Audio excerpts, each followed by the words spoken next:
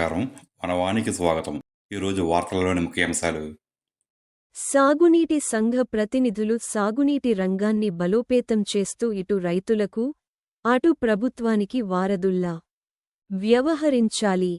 తూర్పుగోదావరి జిల్లా బిక్కవోలు మండలం బలభద్రపురం గ్రామంలో ఎంఎస్ఆర్ ఫంక్షన్ హాలులో గోదావరి తూర్పు delta project vice chairman Tamalampudi Sudhakar Reddy ఆధ్వర్యంలో ఏర్పాటు చేసిన నీటి సంఘాల ప్రతినిధుల ఆత్మీయ సమ్మేళనంలో పాల్గొన్న అనపర్తి ఎమ్మెల్యే నల్లమిల్లి రామకృష్ణారెడ్డి మాట్లాడుతూ నీటి సంఘాల ప్రతినిధులు రైతులకు, ప్రభుత్వానికి వారధుల్లా వ్యవహరించాలని అన్నారు.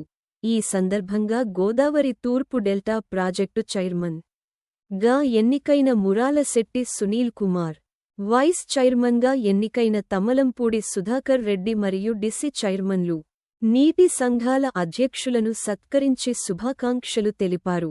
ఈ సందర్భంగా తమలంపూడి సుధాకర్ రెడ్డి మాట్లాడుతూ పెద్దలు తమకిచ్చిన అవకాశాన్ని సద్వినియోగం చేసుకొంటూ రైతు సేవలో పునీతమవుతామన్నారు.